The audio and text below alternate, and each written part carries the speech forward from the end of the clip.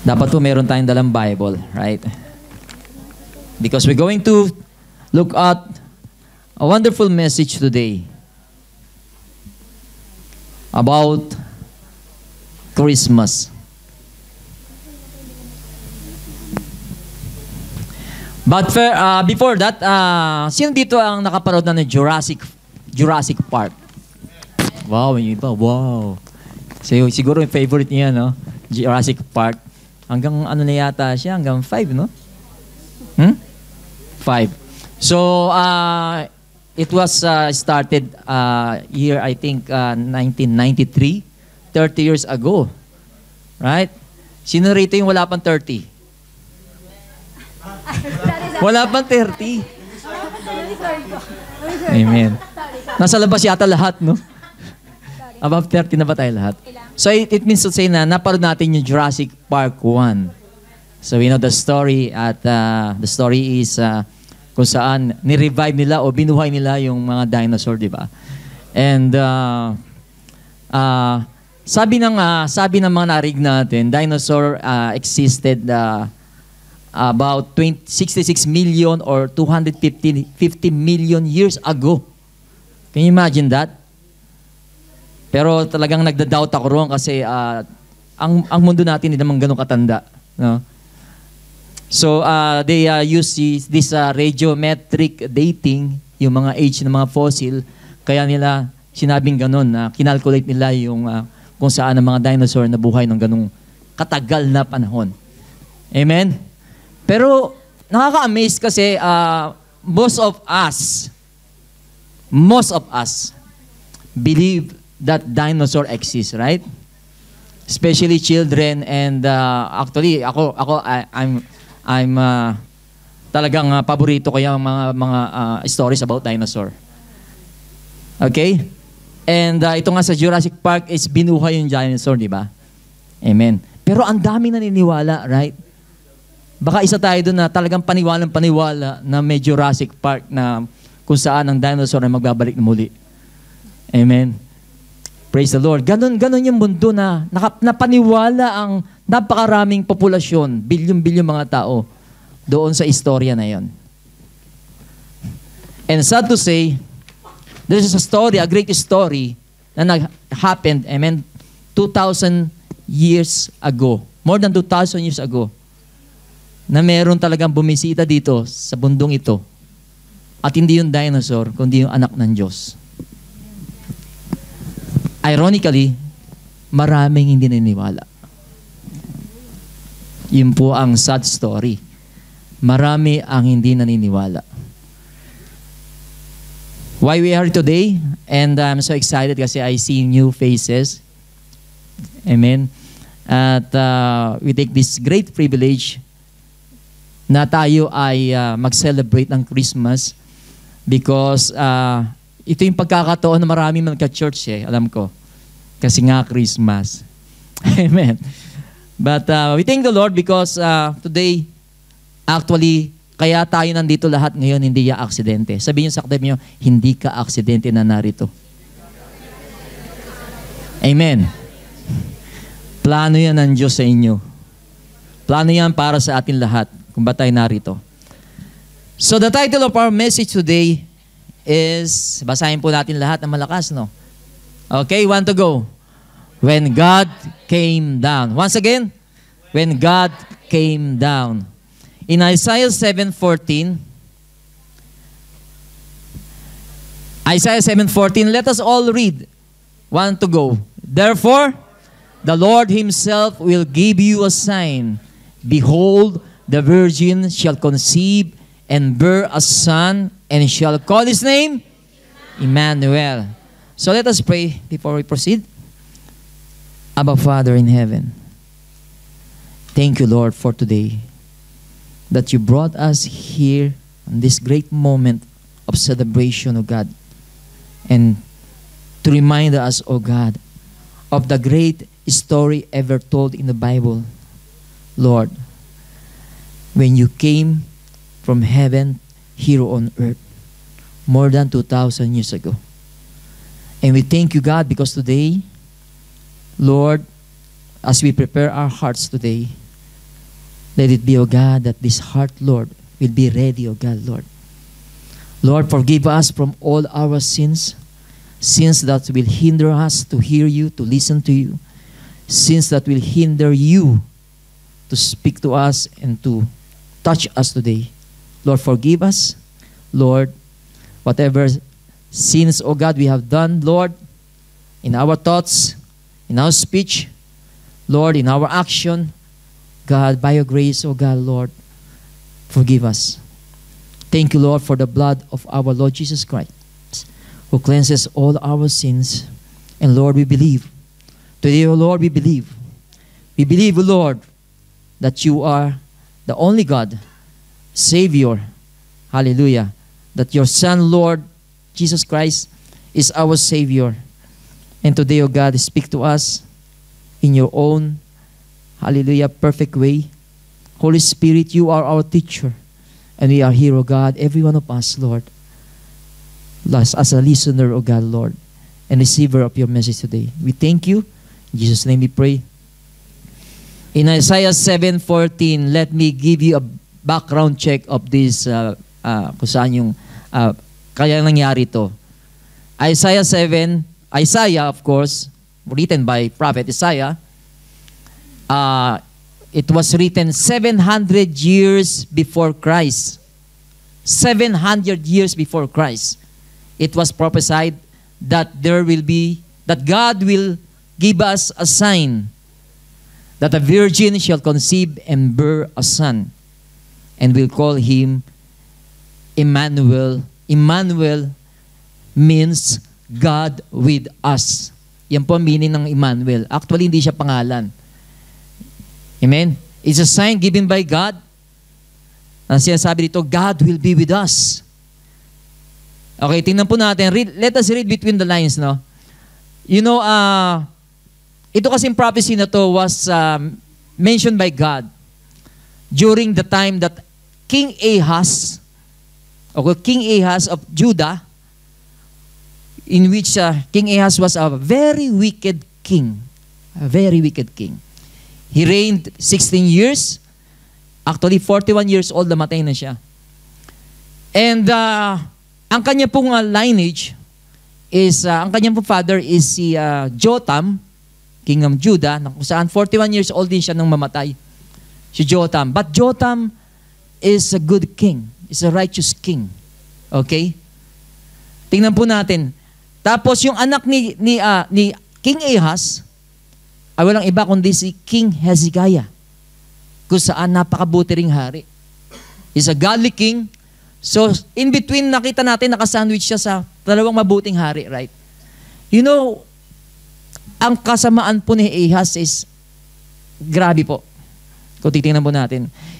He made a molded image of Baals and worship Baals, the god of fertility, the god, of course, hindi siya god. He's an idol. He created an image and worship Baals. Ito pa, he burned incense doon sa tinatawag na Valley of the Son of Hinnom. Pag sinabi pong Valley of the Son of Hinnom, kung titingnan po natin, para po itong basurahan ng mga tao, mga bangkay na kung saan doon po tinatapon lahat. Kaya po masasabi po na, sinabi po nila na ito po ay tinatawag na hell. Okay? So doon siya, nagbe-burn ng incense. At ito pa malipit. He burned his children in the fire according to the abomination of the nations. Inalay niya ang mga anak niya. Amen. Sa mga Diyos-Diyosan. Inalay po, sinunog ang anak niya bilang sakripisyo niya. Amen. Doon sa kanyang Diyos-Diyosan. Can you imagine wickedness ni King Ahaz? So God is, of course, God knows everything. But then, you know, what an amazing thing is, because of his wickedness, nagkagulo-gulo po ang bayan ng Israel because of these sins. And nagkaroon po siya ng mga napakaraming kaaway. And one of those are two kings, king ng Syria, amen, and the king of Israel. Bakit sinabing king Israel? Kasi during that time, the kingdom was divided. King Judah, amen, at the south. And the northern kingdom is Israel. Okay?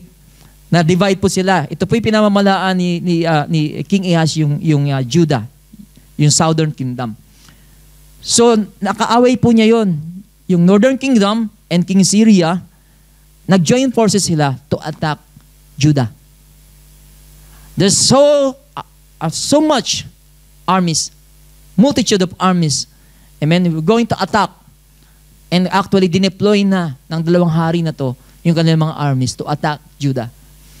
And you know, King Ahaz, because he's an ungodly king, takot na takot si King Ahaz. At hindi lang siya, kundi ang buong bayan ng Judah. And then, God spoke to Isaiah, tell King Ahaz, tell him, if he will trust me. Amen? Ganun ka-faithful si Lord, no? Sabi, if you will trust me, I will deliver you from this multitude of armies. Okay? And he asked, and Isaiah asked, and the Lord told Isaiah, ask him if he wants to see a sign. Okay, Isaiah went to speak to King Ahaz, and King Ahaz said, no, don't give me sign. I don't want to weary you. Ayokong mapagod ka, Diyos. Huwag mo ko bigyan ng sign. Kaya sinabi ng Panginoon, nakita niya wickedness Ahaz, right? You know, it's good to ask sign from the Lord. Sign means, kasi na, most of the time, marami po tayong mga desisyon, hindi na alam ang gagawin. Right? It's good to ask sign. And through that, si God, nagbigay siya ng sign.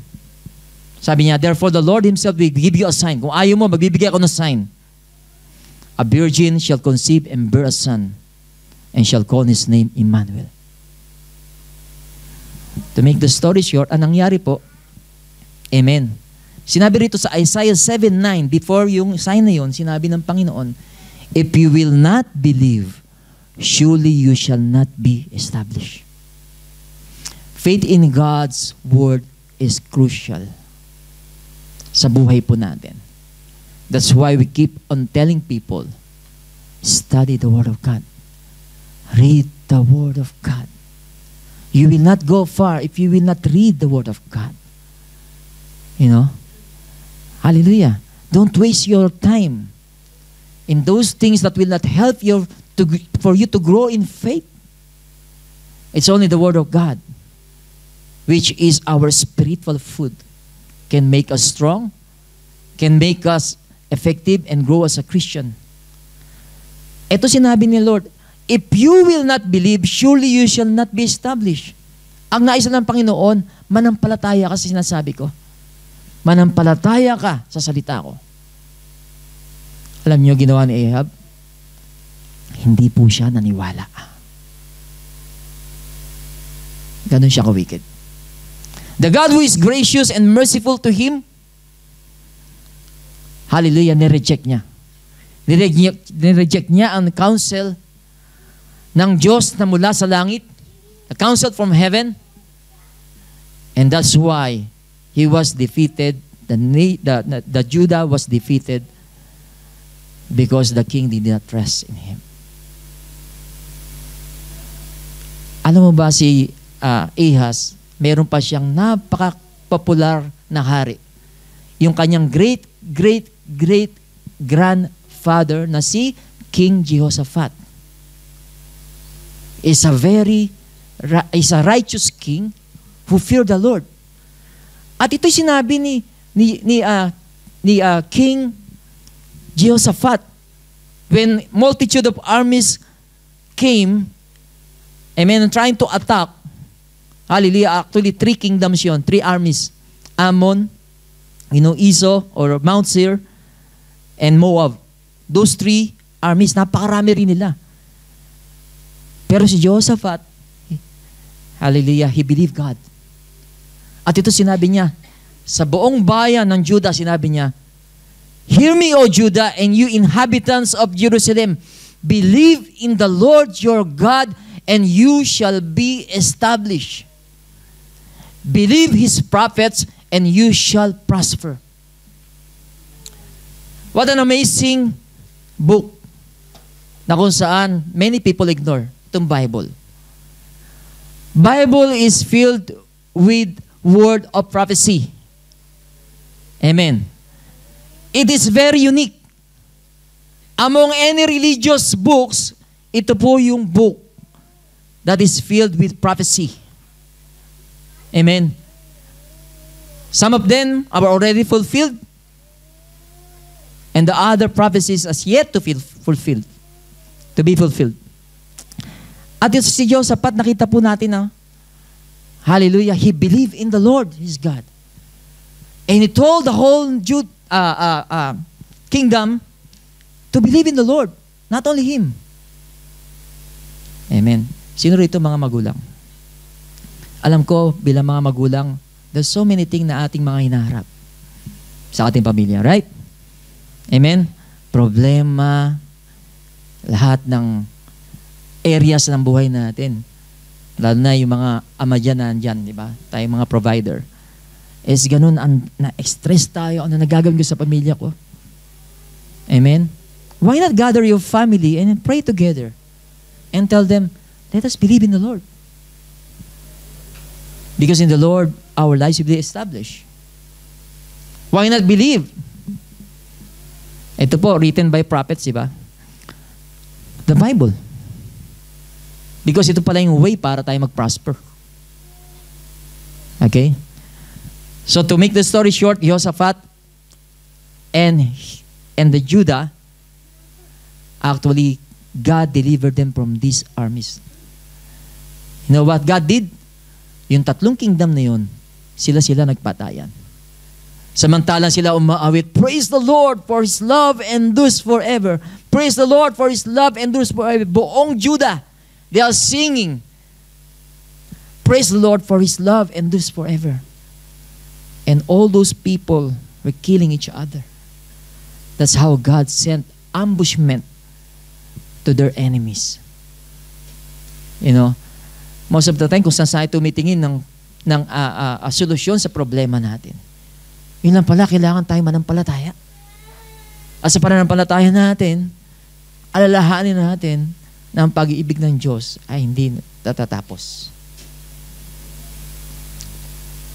In Revelation 1:3, blessed is he who reads and those who hear the words of this prophecy and keep those things which are written in it, for the time is near. Sabihin nyo nga, for the time is near.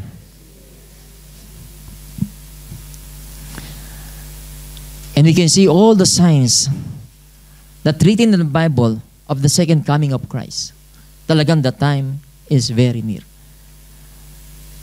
And blessed are those people who are reading this word.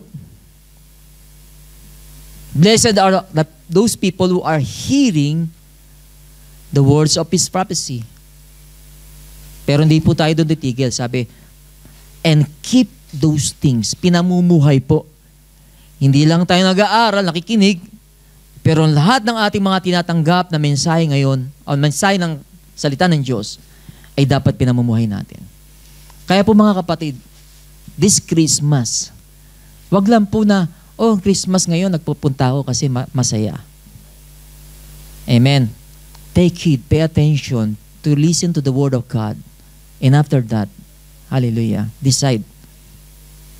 Do it. Let us read the story of the first Christmas. Okay?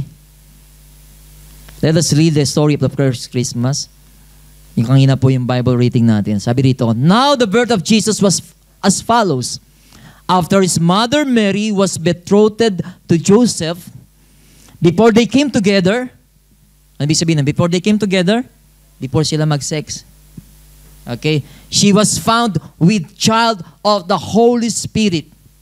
Then Joseph, her husband, being a just man and not wanting to make her a public example, was minded to put her away secretly. Okay? Ito po yung story Pag tingin niyo po yan, an angel of the Lord came to Mary and announced to her that you will conceive and have a son. And Mary said, how shall it be? I didn't know any man. Ibig sabihin, hindi pa ako, virgin pa ako. Virgin pa ako. Paano mangyayari yun? And yet I'm engaged and betrothed to Joseph. Wala pa kaming physical na or sexual relationship. And by the way, in the ancient culture, okay, para magkaroon tayo ng background, ancient culture, when a man and a wife engage, okay, ang mangyayari po noon, hindi muna sila mag-sex. Okay? The man or the husband, actually kasal na sila noon. Pero hindi pa nila ko-consummate yung marriage nila. Until the husband, amen, will prepare a house for his wife and magiging family niya. So meron siyang, kung saan meron siyang timeline na about 1 year na ipiprepare niya yon. Kaya nga sa Bible, you can see that the wife will be, may mga abay, right? Na kung saan dadalhin yung wife from the house of his parents, papunta doon sa house ng father, ng asawa niya. Pagka ready na. Kaya may tinatawag na procession na kung saan dadalhin yun. Amen. Nag-celebrate sila habang dinadala nila ang babaeng iyon doon sa bahay ng kanyang asawa. Pero mag-asawa na sila. And pag dinala na doon nila i-consummate yung kanilang marriage. Doon sila magkakaroon ng sexual relationship. And in between, ang bawat isa sa kanila should stay pure. Ibig sabihin, wag kang makikirelasyon sa iba. Asawa na kita. I mean, you're betrothed to me, asawa na kita. So ako, lalaki, hindi na ako titingin sa ibang babae. O hindi na ako, amen, hallelujah, magmamahal ng iba. Ganon din si babae. And sa law, kapag ka ang babae ay sa panahon na yon, sa timeline na yon, ay na-discover na nabuntis, ibig sabihin, unfaithful siya. Amen. It is legal na yung babae na yun ay to be stoned to death. Ganun po dati. Amen. She will be stoned to death. Legal po yun. Yun po yung according to the law. Kaya si Joseph, nung sinabi rito, Joseph, her husband, being a just man, not wanting to make her a public example, because once na sinabi ni Joseph, nabuntis siya ng ibang lalaki, definitely, yung oras din na yun, dadalhin si Mary sa labas at papatayin. Stoned to death.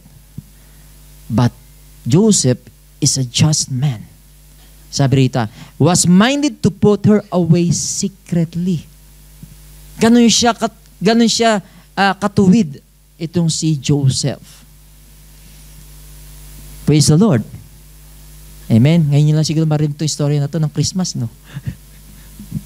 Can you imagine si Joseph? If you are Joseph, amen, babae ka man o lalaki, lagay mo yung sarili mo kay Joseph.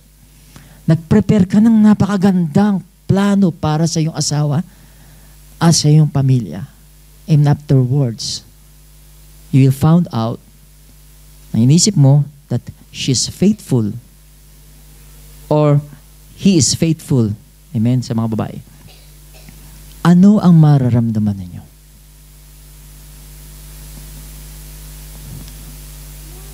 Galit. Right? Galit, di ba? What else? Poot. Galit, poot. Evil speaking. Di ba? Because yung emotion mo, hindi mo ma-contain. I need to tell this. Right? Yung babae na yun.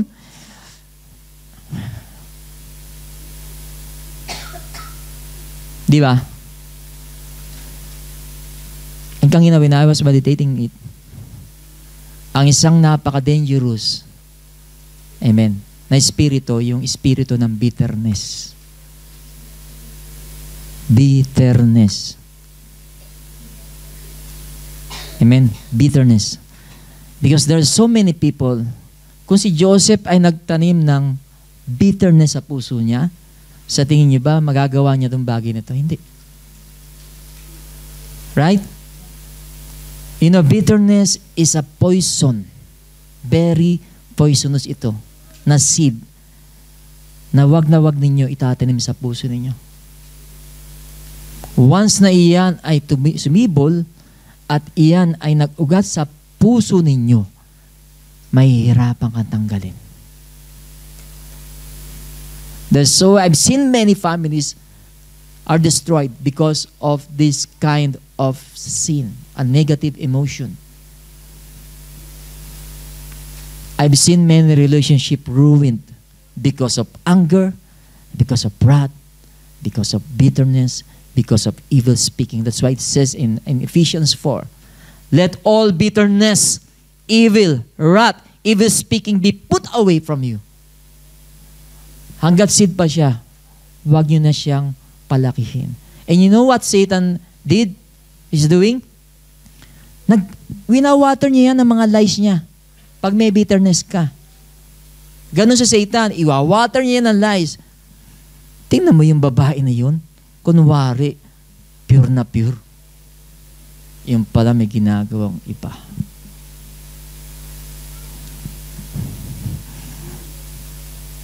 Ganon sa Satan. That's why Jesus said, let not wrath, yung wrath natin, wrath, yung puot. Sabi, don't let the sun go down in your wrath. Kasi alam ni Lord, na kapag may wrath tayo, galit, bitterness, unforgiveness, resentment sa puso natin against anyone, against someone, hallelujah, alam ni Lord, andyan si Satan to attack us with all his lies. Hallelujah. So nakita po natin kay Joseph dito, hindi po siya nagtanim ng bitterness. That's why he's called a just man. Ito po yung hirap kapag hindi natin naiintindihan ang sign. Sinabi ni Lord, I will give you a sign. A virgin will conceive and bear a son. And Joseph, hindi niya naiintindihan ang sign. Right? Isn't it? This is what happening to many Christians. They are reading the Word of God and they don't understand what the Word of God is saying. Or maybe they are in the church the same way, hindi rin nila naiintindihan yung message. Kasi hindi nakafocus. Amen. Hallelujah. Ay, yung iba natutulog. Tapigin nyo, katabi nyo, baka tulog yan. Okay? Yun po ang hirap. Nagkakaroon tayo ng, hallelujah, ng resentment sa puso natin. Bakit sinabi ni Lord yun? Right? Bakit sinabi ni Lord? Andun yung doubt. Andun agad yung doubt. Sige, tuloy natin. What happened? The next story is, sabi dito, but while he thought about these things, kita nyo, pinag-isipan ni Joseph, di ba? So, kung gagawin ko yun, sikreto ko siyang paalisin, pero paano naman si Mary? Kilala ko naman si Mary, hindi niya gagawin yun. Kilala ko si Mary. Sige, naisip yung ganon. At saka pag iniwan ko siya, paano na siya? Tsaka yung bata. That's why we need to be careful in all our decisions. Baka hindi lang natin naintindihan. Just like this Christmas, not everyone is happy. Right? Not everyone is happy. Paunti yung mga nag-celebrate ng Christmas. Because of many things na pinagdadaanan ng tao. So far, lagi yung finances, di ba? Amen. Kasi hindi natin naintindihan yung sign. Hindi natin naintindihan yung Christmas. By the way, hindi po December 25 talaga yung Christmas. And we will go to that later. Hindi po talaga December 25. But we are taking this privilege na i-celebrate ito with to the people of all of this world para maging privilege natin i-share itong napakagandang balita na to. Amen. Because through Mary, when the angel announced to her that she will conceive and bear a son, at yung Holy Spirit ang siyang, hallelujah, you will conceive by the Holy Spirit. Can you imagine yung good news na naramdaman ni Mary? Kasi naintindihan niya yung sign. Ako pala yung virgin sinasabi sa Isaiah 7. Kasi naintindihan ni Mary. Right? And yun po nangyari na kung saan marami po sa mga mananampalataya hindi po naintindihan ang salita ng Diyos sapagkat, nahandon, hindi makapasok ang salita ng Diyos sa puso dahil nga sa mga kasalanan. Hindi lang po yung bitterness, hindi lang po yung wrath, hindi lang po yung, hallelujah, yung evil speaking, kundi ang dami pong mga kasalanan. Kaya hindi po natin maintindihan ang salita ng Diyos. Ang mensahe ng Pasko. Marami po ang hindi marami, billions ang nagse-celebrate, pero I can say, out of those billions, ilang kaya nakakaintindi talaga ng meaning ng Pasko? Right? I remember a story of a mother kung saan very busy siya. Amen. Nag-grocery siya for preparing for Christmas. Amen. At kasama niya yung kanyang 2 anak. Nandun sa cart, ng shopping cart. And then, she bought a lot of gifts. Gifts for her inaanak, for her loved ones, for her kids. And then yung kanyang trolley, shopping trolley niya, punong-puno na. Napakabigat na. And Christmas, lalo na sa Philippines, right? Napakarami po nagpupunta ng mall, nagpupunta ng supermarket. And then this woman, when she entered yung lift, of course, marami rin tao doon sa lift. Pag enter niyang ganon with her shopping trolley, nasabi niya, sino ba gumawa nitong Pasko? Papatahin ko.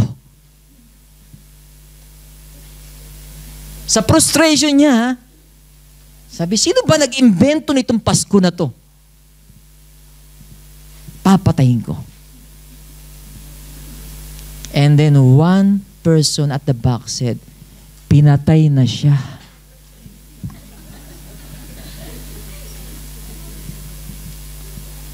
Kasi maraming di nakakatindi ng meaning ng Pasko. Hallelujah. At marami ang hindi nananampalataya. Amen. About the reason bakit may Pasko.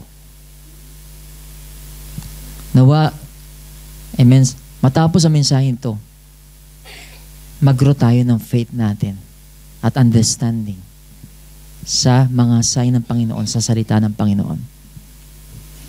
If you are in a party, tapos may namit ka ng babae, okay? And then that girl said, hello, my name is Precious. Tapos sasabihin mo, Precious pangalan mo. Hindi ako niniwala. Eh, yung babae naman nagpatuloy, no? You know, I'm an architect. Tapos sasabihin mo, arkitekto ka ba? Kaya ba mag-design ng bahay?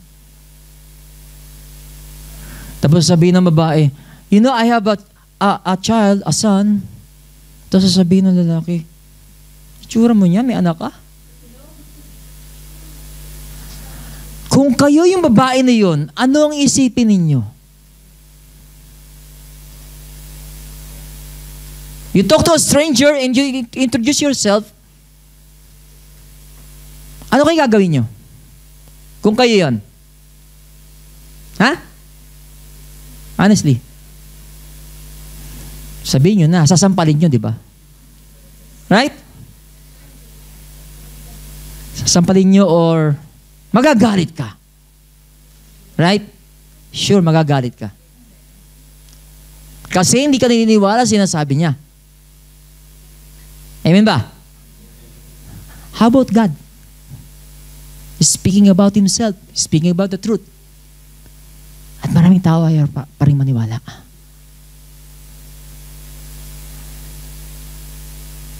Yun po yung dilemma natin eh. Ang hirap natin maniwala.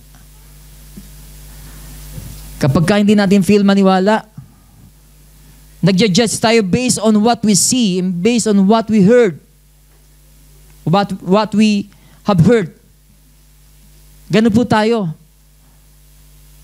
Pero napakahalaga po yung inyong belief about God. Pagka kayo sumablay diyan, everything sa buhay niyo sasablay. Kapag ka mali ang pagkakilala mo sa Diyos. Amen ba? Here, nakakatuwa po si Joseph, no? Pinag-isipan niya. And you know, God knows the heart of Joseph. He is a just man. Right? He's a just man. At ang nakakatuwa kay Joseph, hindi siya nagpadalos-dalos ng kanyang mga gagawin.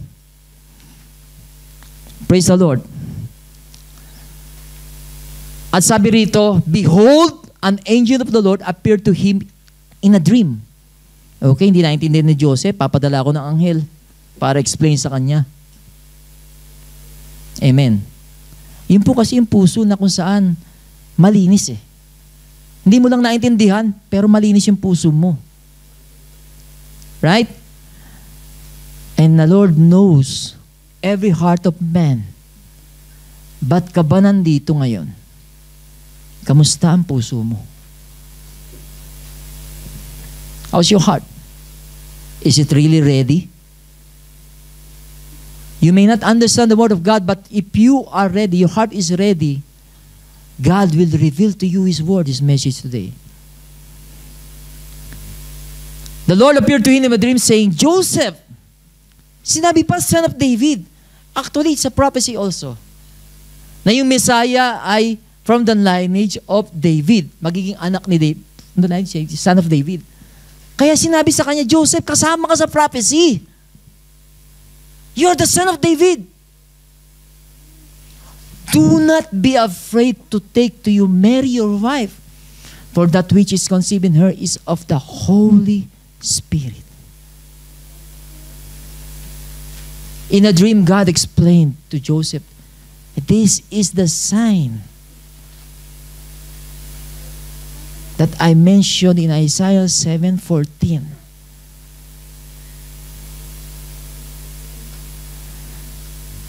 And she will bring forth a son, and you shall call his name.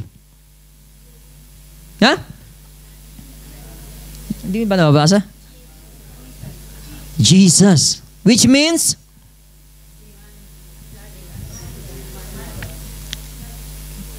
Savior. Hindi pa Emmanuel. Savior. Jesus' name means Savior. Okay, Jesus means Savior. Emmanuel means God with us. Okay? And Jesus means Savior. Sabi, she will bring forth a son. Nireveal sa kanya yung pangalan. Dapat maging pangalan ng anak. Yung son na yun. Kasi doon sa Isaiah 7, sinabi lang son, right? Pero itong binigyan pa si Joseph. Can you imagine? Because of the heart of Joseph, sinabi pa sa kanya, ito'y papangalan mo, Savior. Bakit siya tinawag na Savior? For He will save His people from their sins. If you have that heart, kind of heart of Joseph today, I believe that God will reveal you a lot of wonderful things sa buhay ninyo. Hallelujah. So just prepare your heart. Mga 2 oras pa po tayo rito. Jesus was revealed to Joseph. Savior. Sa kanya unang ni-reveal ang Savior of the world. Si Joseph. Can you imagine kung nagpadalos-dalos siya? Lumayas ka na rito. Tapos pinagsabi pa niya, chinismis pa niya si Mary. Na-miss ni Joseph yung wonderful na kung saan istorya na siya yung part ng wonderful na story na yun. Right? Pero salamat sapagkat si Joseph ay may a heart that is pure. Amen. Sabi, He will save His people from their sins. Ganun po i-reveal ni Lord sa mga puso na kung saan ready to receive God. He will reveal to you who Jesus is. And then sabi rito sa sumunod na verse,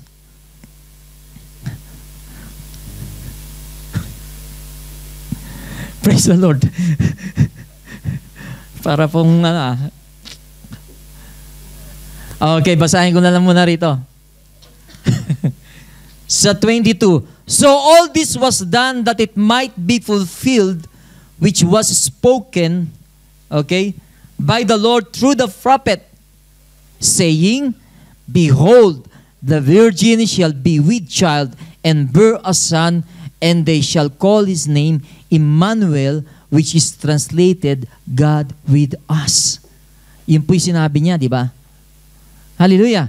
So yung prophecy po, yung first Christmas, ito po yung first Christmas, prophecy was fulfilled. Yung sign na binigay ng Panginoon, pinakita po rito, ito yung sign na na-fulfilled.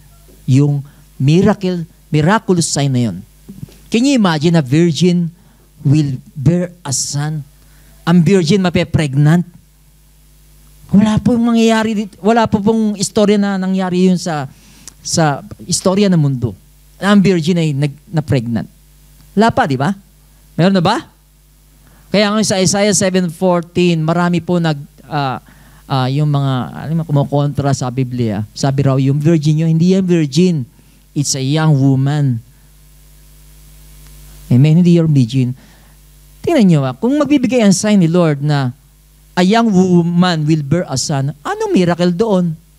Maraming young woman nabubuntis every day. Right? Pero ito yung sign, virgin talaga. At si Mary, she's a virgin. At prophecy was fulfilled. Sinabi rito, Behold, the virgin shall be with child. Pinaalala kay Joseph, Joseph, ito yung prophecy.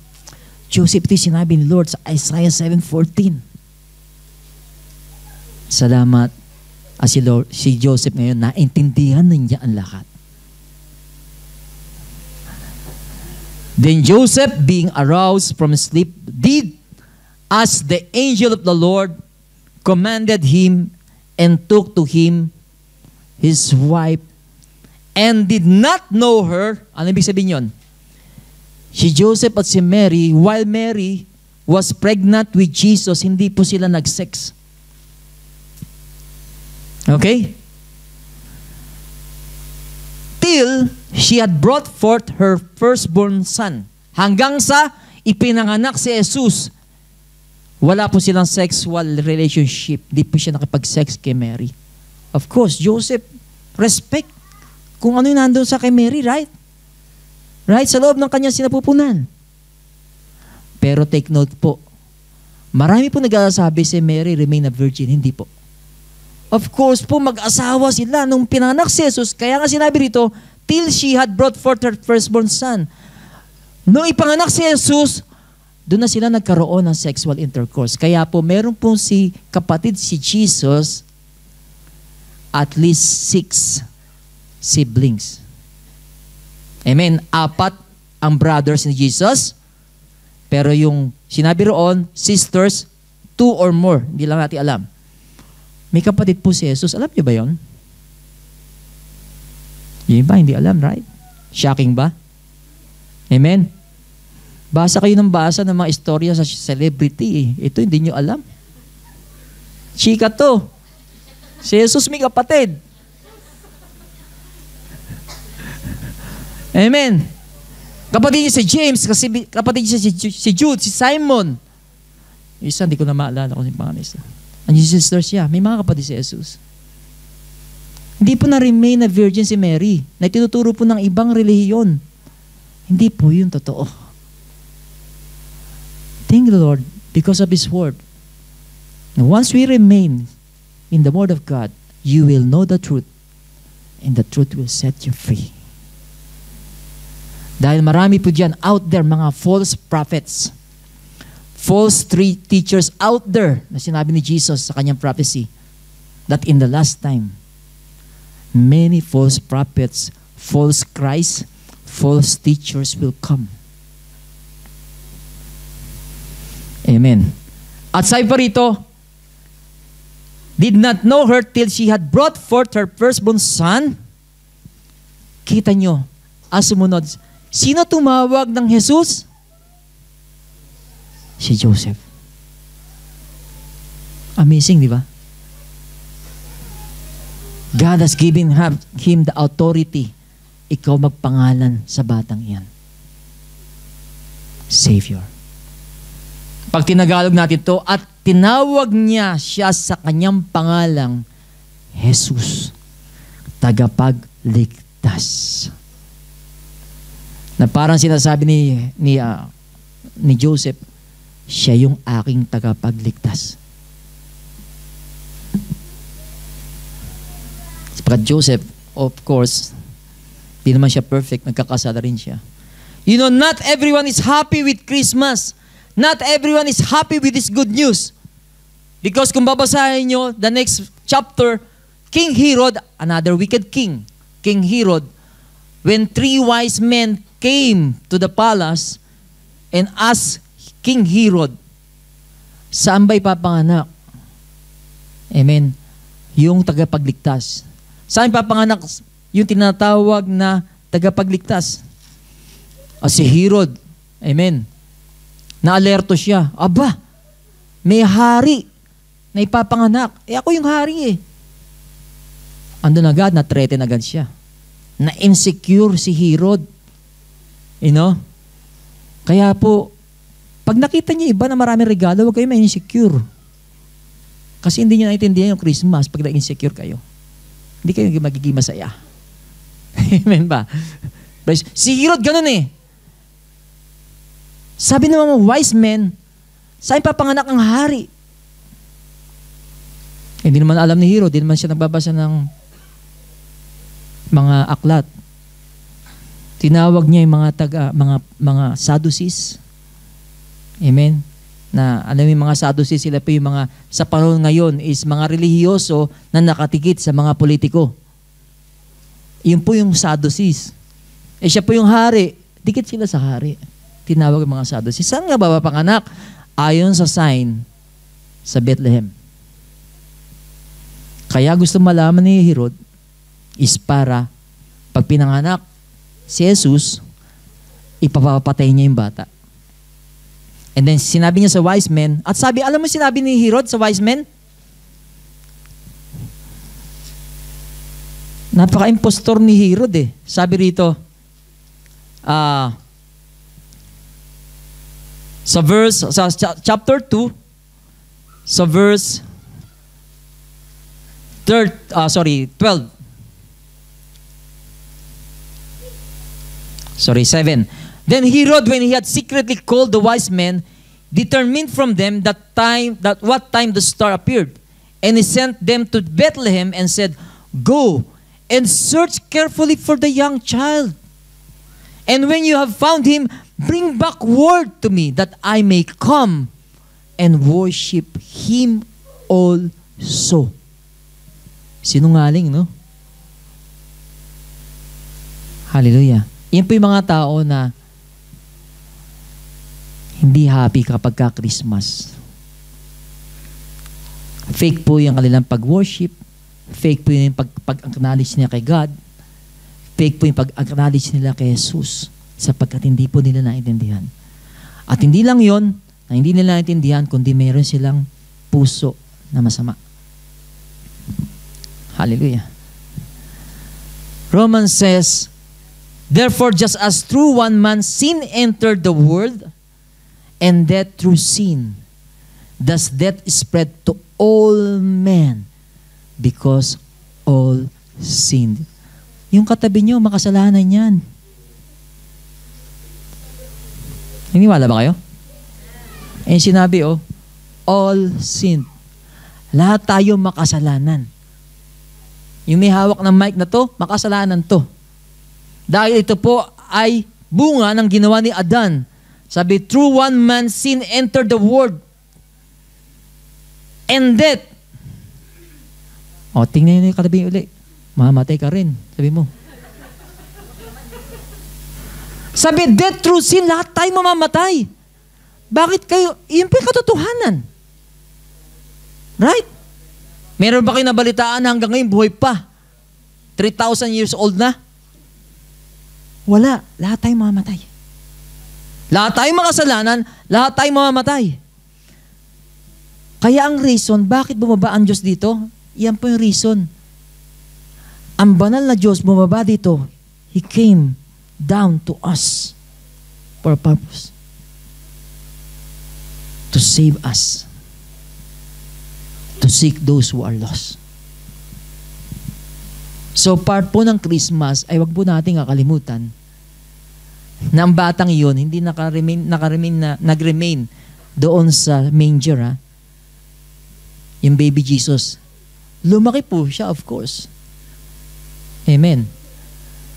At lumaki siya, nangaral, gumawa ng mga himala.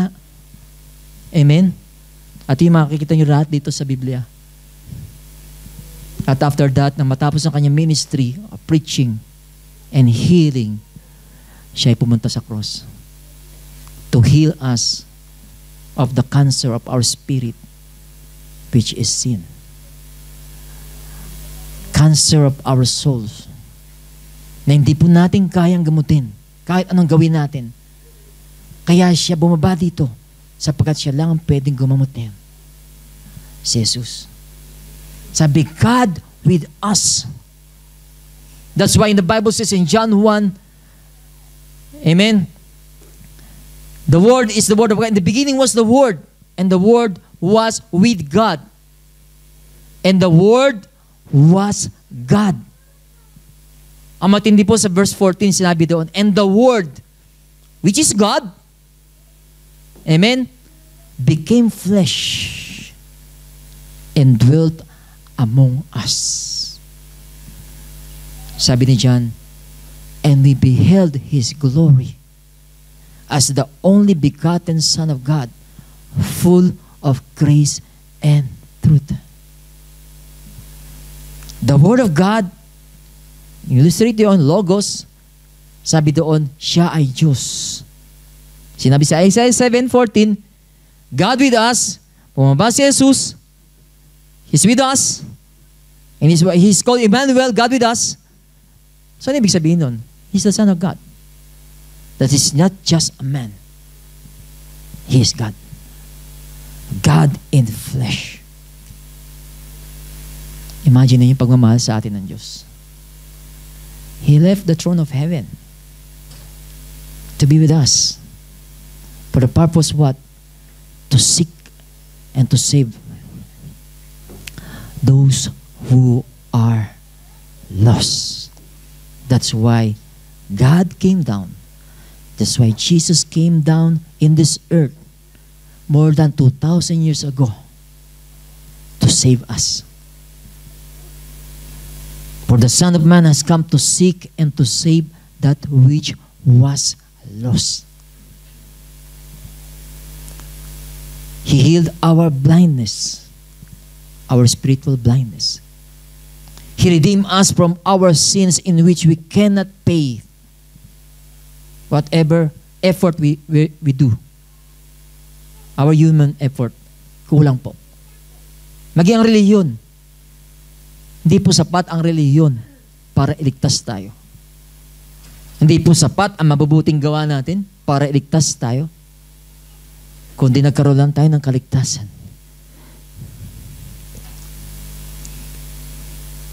Dahil ang Diyos ay nagkatawang tao. Para sa atin lahat.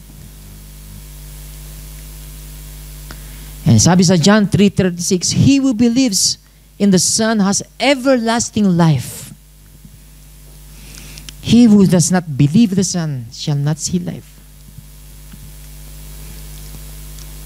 Actually, entitled tayo sa harap ni God eh. Entitled tayo sa harap ni God. Sino ba sa atin mabuti? Wala.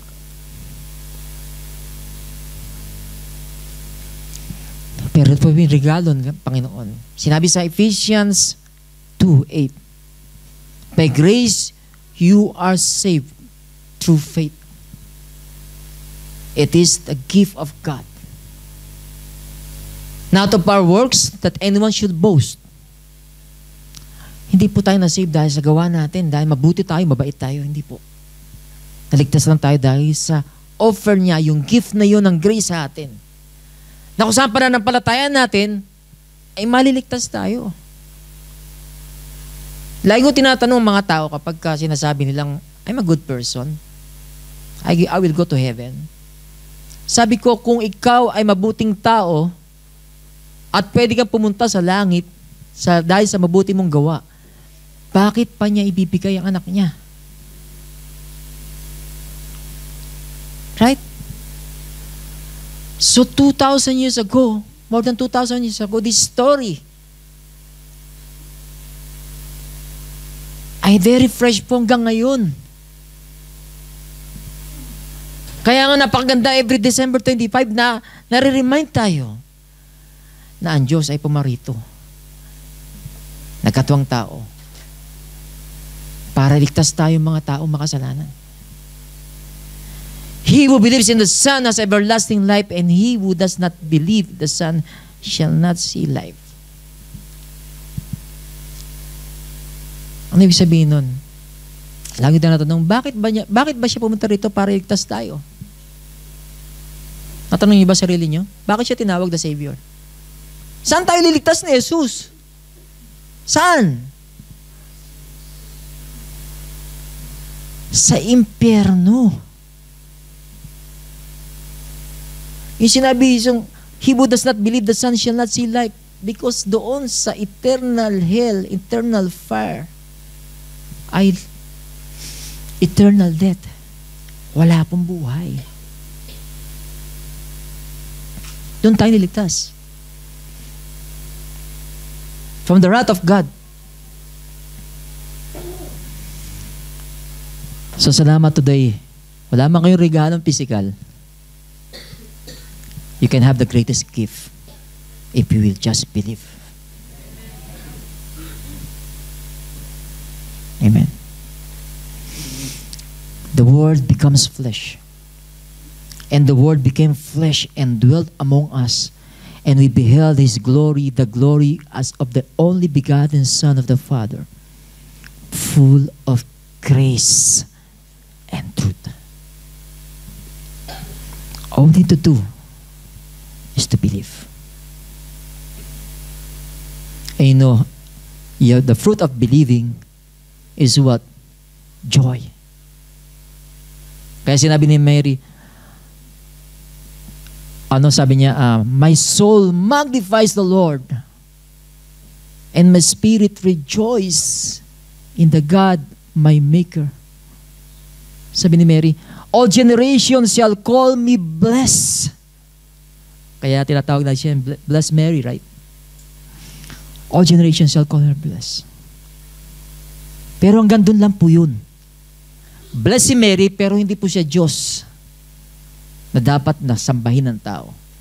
Ginamit lang siyang, hallelujah, malinis na kasangkapan ng Panginoon dahil virgin siya. Para matupad ang mga plano ng Diyos para sa ating kaligtasan.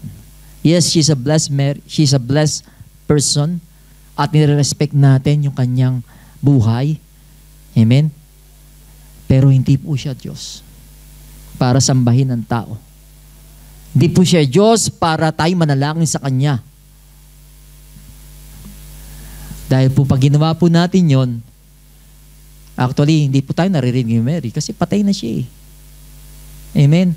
Once ang tao na matay sa mundong ito, wala na tayong any, hallelujah, kapasidad to hear from this material world kasi wala na yung material body natin. Once we died, doon na sila. Amen. Sa lugar kung saan hindi na tayo maririnig. Kaya hindi po tayo pwede manalangin sa isang taong namatay. Praise the Lord. In fact, kung si Mary ko, kung alam ni Mary yun, baka sampaling ka ni Mary, ba't mo ko sinasamba? Hindi naman ako Diyos.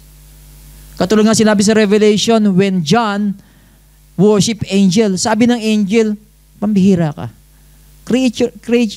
Creation din ako. Worship God and Him alone you shall worship. Don't worship angels.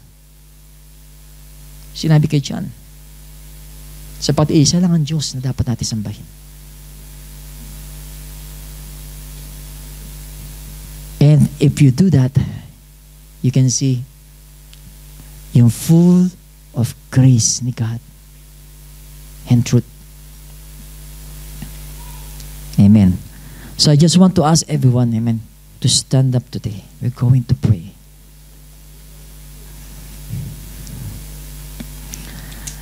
And I believe na itong message na ito was not given by God to make us sad and lonely. Amen? He gave it to us. Dahil po yung salita nito is full of benefits para po sa ating buhay. Only if you're going to believe. When angel, hallelujah, showed angels, amen, showed themselves to those shepherd, yung mga pastol po nung si Jesus ay panganap. Sabi doon, there is great joy. Sabi pa, rejoice with exceeding great joy. Grabe, no? Inawit nga natin, unspeakable joy. Sinabi rito, rejoice with exceedingly great joy. Yun sinabi ng Bible. Because actually, bakit natin sineselebrate ang Christmas? Christmas is good news. To remember and honor the birth of Christ, the Son of God.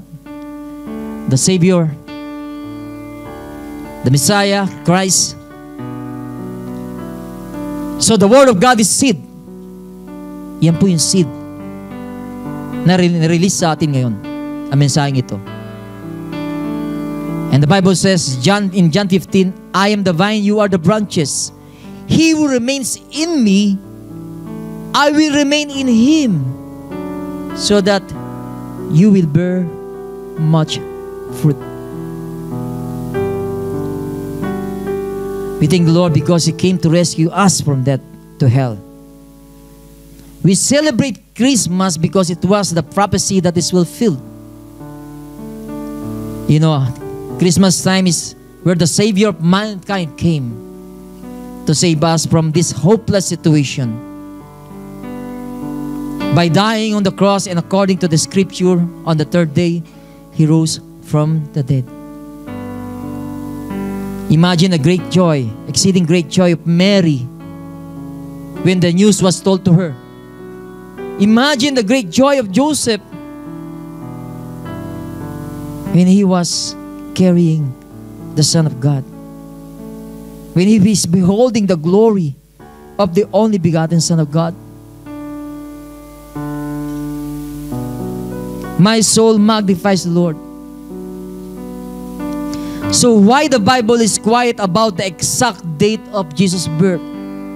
Napangako ko po sa inyo. Titingnan natin kung bakit. Kung ang Word ni God ay seed, ito po'y nakatanim sa puso natin ngayon. Bakit wala exact date? Sinadya po yun ng Diyos. Sinadya po niya na walang exact date na nilagay sa Bible.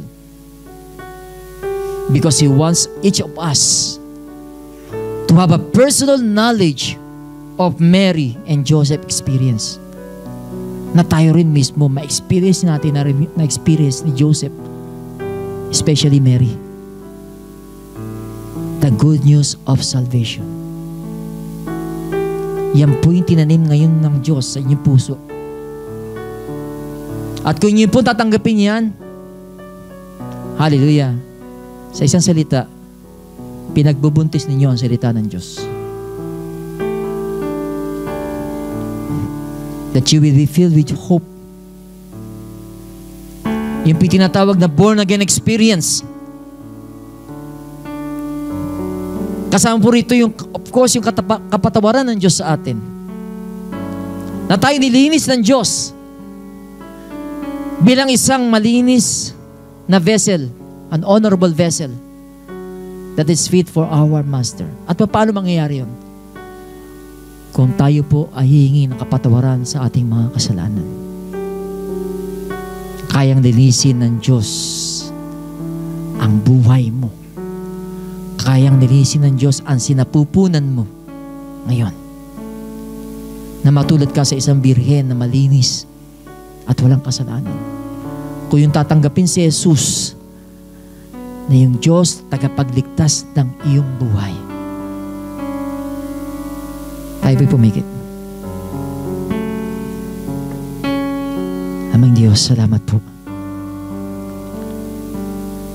That you love the world when you give your only begotten Son to us. You gave your Son to us.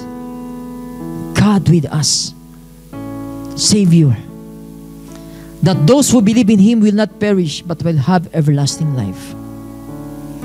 He who has the Son has everlasting life, but he who do not believe in the Son of God shall not see life. Mga kapatid, di natin alam kung ito na yung huling Pasko natin. O may mga maraming Pasko tayong pagdadaanan, pero wag po natin sayangin itong pagkakataon nito. Pumikit lang kayo. Huwag intindihin yung katabi ninyo. It's between you and God right now. Ano yung mga bagay sa puso ninyo na nais yung surrender sa Kanya? Just be honest to Him. Lord, itong kasalanan na to, patawarin mo ako. Patawarin mo ako sa maisip na ito na napakasama. Masamang isip. Ang pusong ito na puno ng kadiliman. Patawarin mo ako sa lahat ng aking mga ginawa. Mula nang ako'y pumarito sa mundong ito hanggang sa ngayon, Panginoon, tinatanggap ko Ikaw, Jesus, bilang aking Diyos, tagapagligtas ng buhay ko.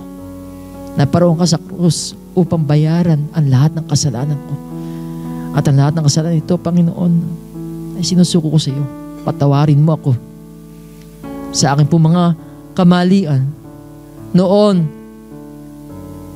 ngayon, at magpakailang-kailan pa man. Tunay nga ang Diyos, ang ginawa mo doon sa krus, ang siya makapagbibigay sa akin ng buhay.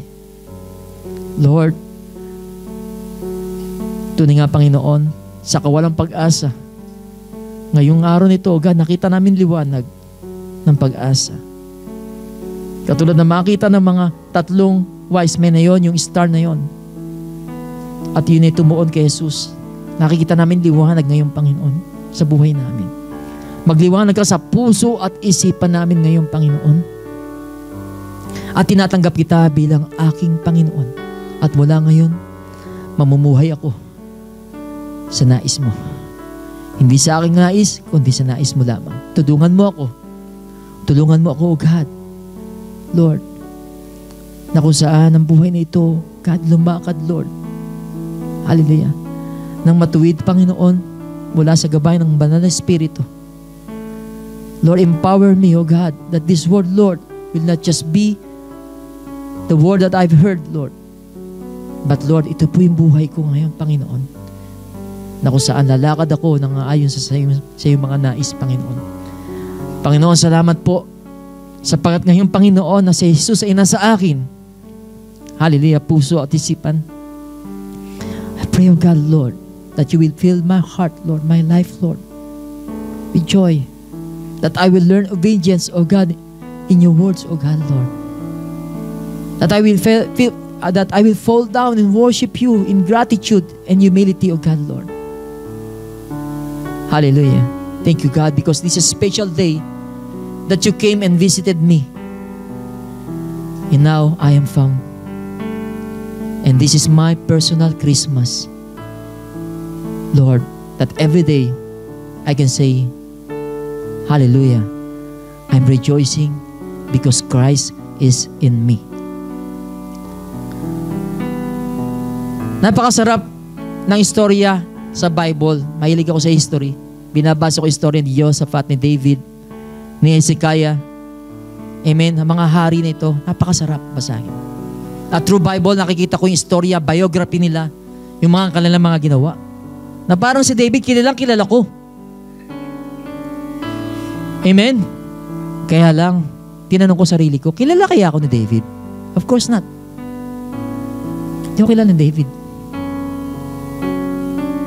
Siya may magiting ng hari, dakilang hari, pero hindi ako kilala ni David. Pero mga kapatid, meron pong isang dakila na hindi lang siya hari. Siya ay hari ng mga hari. Na nandito sa kanyang salita, sa librong ito, ang istorya ng buhay ni Jesus. Basahin po natin siya, kilalanin natin siya. At ang maganda po doon, pag nakilala po natin siya ng gusto, nakakasiguro ka, kilala ka ng Diyos. Kilala ka ng Diyos. Amen. God, maraming po salamat sa araw na ito. Sinupresa mo kami, Panginoon, ng isang dakilang regalo, Panginoon, sa aming buhay. Salamat sa kalayaan, salamat sa kapatawaran, salamat sa salita mo, salamat sa iyong kapangyarihan, salamat sa presensya mo, salamat, Banal na Espiritu, Lord, that you are in us, that you are within us. God, salamat sa biyaya mo. Salamat, Panginoon, sa lahat-lahat ng bagay na pinipigay mo sa aming buhay. Salamat, Panginoon, sa kalakasan. Salamat, Panginoon, sa year na 2023. Ilang araw na lang, papasok na naman kami sa isang taon. Lord, di po namin alam ang mangyayari sa 2024. Pero ikaw nakakalam ng bagay nito. At sinusuko namin, Panginoon, ang aming karunungan, ang aming kalakasan, ang aming mga plano para sa taon ng 2024. Maghari ka. Panguna ka. Lord, nasa 2024, Panginoon, ang aking pong pananampalataya ay patuloy na uunlad sapagkat bibigyan mo ako ng kapangyarihan, Panginoon, na kung saan sa aking pananampalataya, bibigyan mo ako, Panginoon, halili ng kalayaan, na magbasa ng salita mo, ang manalangin araw-araw, Panginoon, mula sa aking puso, mula sa aking isipan. Thank you, God. Maraming po salamat sa araw ng Pasko na ito na sineselebrate ng buong mundo. At nawa, Panginoon, maraming pong tao makakilala, Panginoon, malaman ang tunay na mensahe ng Pasko. Lord, we thank you, we honor you. In Jesus' name, we pray. Sige, palakpakan po natin siya. No? Para sa kanyang palakpak. Di para sa tao. Praise the Lord. God bless you.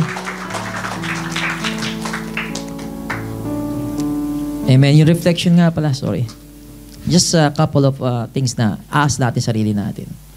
Una, what is the time that I was aware that God is with me? Amen.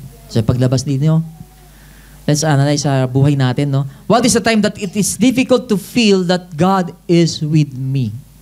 So kapag dumating tayo sa mga ganyang oras o bahagi ng buhay natin, mag-pray agad tayo sa Kanya. Lord, bakit gano'n, no? Hindi yata ako aware na narito ko sa akin. Lord, bakit napakahirap na maramdaman na kasama kita? Lagi lang tayong manalangin sa Kanya. Amen ba? Just lift your hands. Hallelujah. Kay sarap itaas ang ating mga kamay patungo sa kalangitan na isang senyales na tayo sumusurrender sa Kanya. Amen? The Lord bless you and keep you. The Lord make His face shine upon you and be gracious to you. The Lord lift up His countenance upon you and give you peace. God bless you, brothers and sisters. Glory to God.